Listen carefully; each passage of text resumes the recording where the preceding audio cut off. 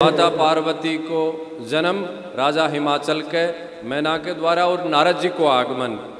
पूरा हिमालय आज प्रफुल्लित है और हिमालय के जड़ चेतन को भी भाव जो परिवर्तित है तुलसीदास जी के द्वारा वर्णित है रामायण में, अद्भुत है बंधुओं। और नारद जी आगमन कर कर और कन्या को हस्त रेखा देखकर अद्भुत भाव माता मैना ने बताया है कि प्रबल भाग्य है, भाग्य को उदय है।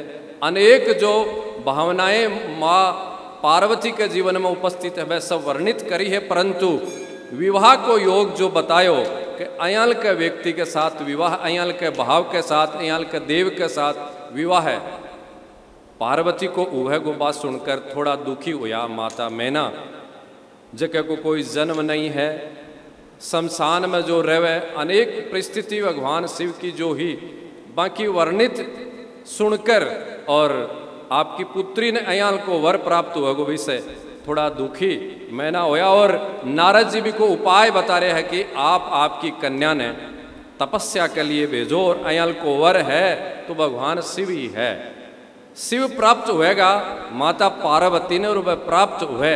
इसके लिए तपस्या को आग्रह नारद जी कर कर प्रस्थान कर रहे हैं। माता मैना आपकी कन्या पार्वती के पास जा रही है ये भावना अर्पित करने के लिए कि मैं तपस्या के लिए आग्रह करूं कि माँ आपकी पुत्री ने कि पार्वती तपस्या करने के लिए जावे। लेकिन ये अवस्था में संकुचाकर मैना आपका भाव बता नहीं पा रही है भी कि पूर्व ही पार्वती जी आपकी माँ ने बोल रहा है कि माँ आज मन स्वप्न आयो कि मैं एक सती के साध्वी के रूप में वेश धारण कर कर और तपस्या के लिए जंगल में जा रही हूँ।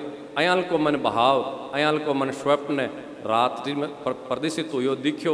माँ भी भावना सुनकर बहुत ही आनंदित होया, आज्ञा प्रदान करी। माता पार्वती आज तपस्या के लिए जंगल में प्रस्थान करे है। और दूसरी ओर भगवान शिव जिससे सती आपकी देह ने विसर्जित करी है, जिससे कैलाश पर्वत पर समाधिस्थ में है, समाधि की भावना में है। राक्षसा की उत्पत्ति तारकासुर सहित अनेक राक्षसा को उत्पन्न से तमाम सब देवता दुखी हा वेवदान हा भगवान राम, भगवान शिव के भी ध्यान अवस्था में समाधि अवस्था में उत्पन्न होकर उपस्थित होकर विवाह को भाव प्रस्तुत કર્યું है। भगवान शिव मना कर रहे हैं लेकिन राम के भी भाव ने समझकर स्वीकार કર્યો है। दूसरी ओर माता पार्वती की वह कठोर साधना तपस्या के प्रभाव से ऋषिगण देवगण भगवान शिव के समक्ष जाकर विवाह को भाव प्रस्तुत करे है। ऋषि सप्त ऋषि माता पार्वती की परीक्षा लेने के लिए आया है, प्रेम की परीक्षा लेने के लिए आया है।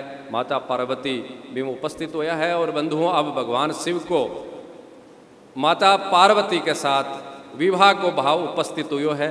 बारात को आगमन हुआ है, बारात आई है हिमाचल में और हिमाचल राजा के द्वारा और मैना रानी के द्वारा माता पार्वती के साथ भगवान शिव को अद्भुत आनंद के साथ विवाह को भाव लग्न पत्रिका के सप्त ऋषियों के द्वारा कामदेव को भाव भी उपस्थित हुए। तमाम प्रसंग उपस्थित होकर शिव व पार्वती को वो विवाह केदारनाथ आपा कदे दर्शन करने उपस्थित होया तो बंधुओं भी के पास में ही केदारनाथ से पहली त्रिजुगी नारायण एक स्थान है, आज भी उपस्थित है, अब भी विद्यमान है।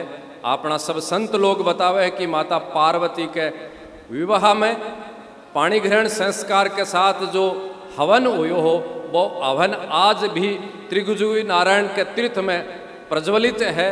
काफ़ी लोग बटा उपस्थित भी हुए, उनसे पहाड़ में दर्शन भी करने काफ़ी लोग जावे है। अपन सब ने कदे सौभाग्य मिले केदारनाथ भगवान के दर्शना को तो अवश्य ही अपन भी पवित्र स्थान का दर्शन करने के लिए उपस्थित होना चाहिए।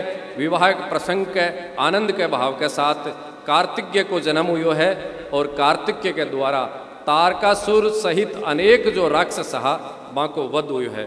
बंधुओं